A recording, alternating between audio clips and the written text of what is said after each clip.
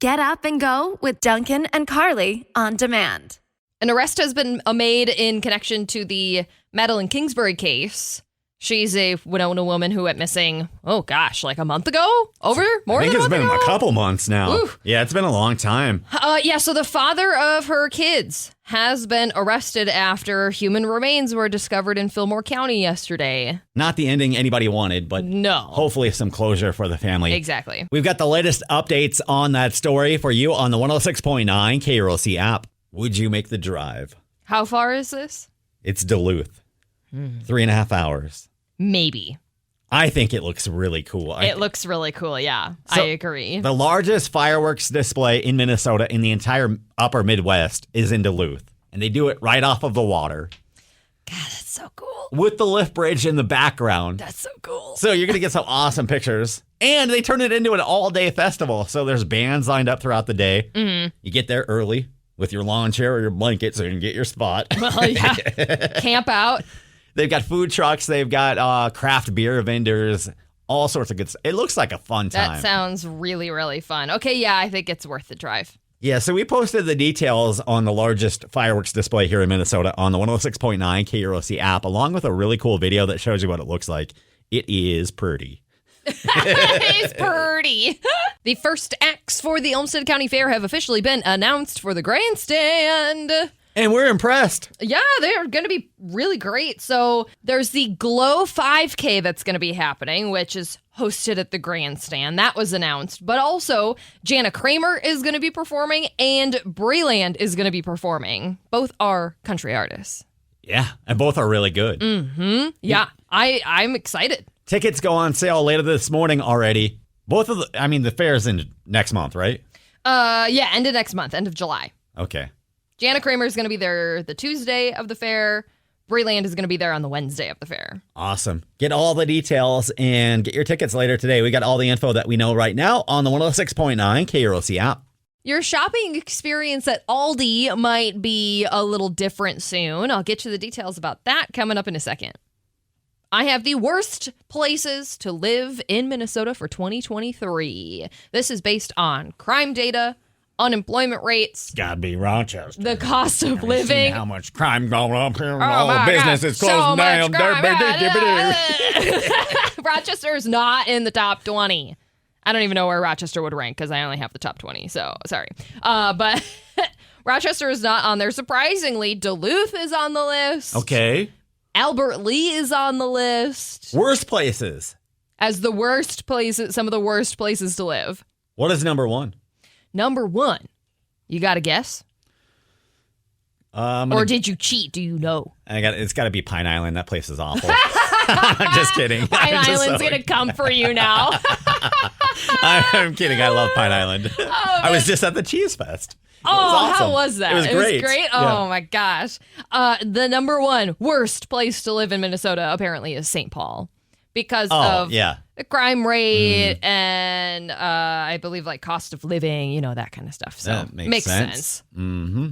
Harry Styles is rumored to potentially be the halftime performer for the upcoming Super Bowl next February. I could get down with that. I would be so down for that. He would put on an awesome show. And it would be it would be enough time after his tour ends, I think. Because when is he in Italy? When next is month. That show? That's next month. July 28th. It's the day after my birthday. So, please take me with you if you win. Listen to Win at 10 o'clock. Yes, exactly. Yes, you could win a trip to see him on his during his last show in Milan, Italy, by the way. But yeah, so he would have a few months to recoup, prepare, and be the halftime performer. So it's possible. Who would he bring out with him? That's what people always like to. Dude, how floored would people be if that was the One Direction reunion? Oh my God. That would be that would be insane. That would be awesome. All right, we'll see if that happens. I hope that happens. All rumors at this point. Right. There's a new store coming to the Mall of America, and it's adorable. Your kids will definitely love it, and I love it. It's called Squishable. Okay, tell me more. So if you've heard of Squishmallows, they're like the big, round Pillow, pillow animal, character Yeah. kind of things. Yeah. Right. So squishables are pretty similar.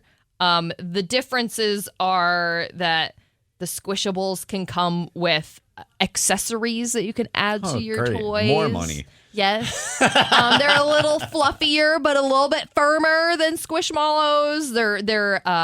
The sizes are a little bit different. The cost is a little bit different. But there's a Squishable store coming to the Mall of America soon. And they look real cute, as you can expect. You can check out pictures on the 106.9 KROC app. And finally, your shopping experience at Aldi might be a little different soon because some Aldi grocery stores are looking to cut costs by dimming the store lighting at certain times of the day. So I've been to stores that do this. That dim the lights? I don't know if it was some city that we were in, Chicago or whatever. Mm.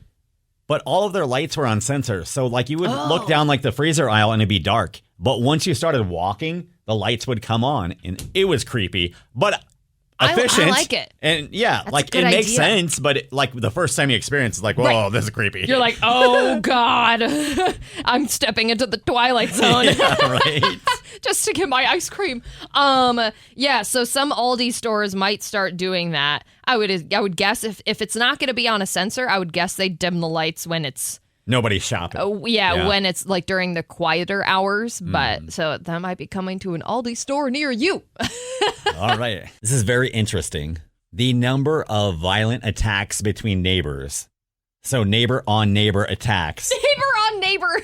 Yes. has increased dramatically over the last 3 years. I wonder if it's because we're all getting sick of each other. So like people are like, whoa, this is weird. This didn't used to happen. Yeah, well, guess what? We never used to be locked inside and seeing the same two people every day. We're not attacking the people we're stuck with. We're attacking the neighbors across but, like, the street. I mean, if we go outside, those are the only people we're seeing outside a couple of years ago. So the research, they actually studied this. Uh-huh. And they said we were conditioned. We all had a personal bubble. Yes. And we became very protective of that bubble during COVID. Sure. Stay away from me. Uh-huh. Keep your germs. Uh-huh. Where's your mask? Uh-huh. So they say that mentality has amplified. And now we're very protective of our yard, of our personal space.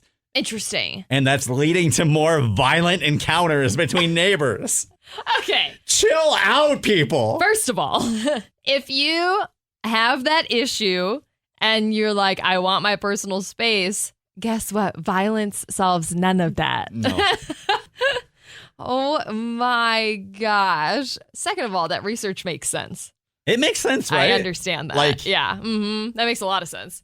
But what do you do? Like, you can't go back from it. We're all going to just be a-holes forever now, right? Not necessarily, no. Because, I mean, it took X amount of time for us to develop that habit. We can get out of that habit. But the problem is if you're willing to allow that to happen.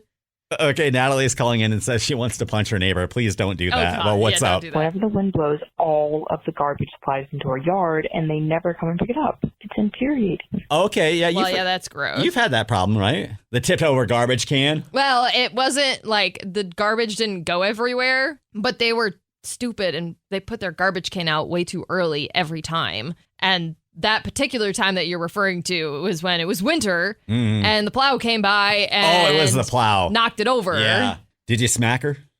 Well, no. No, I you also, left a passive-aggressive I also never note. see her. So, and I didn't do anything. Okay. I was just like, whatever. All right, so I'm yeah. annoyed. Long story short, chill out. Yeah, nothing is resolved with violence, y'all. Dunken and Carly, weekday mornings on 106.9 KROC.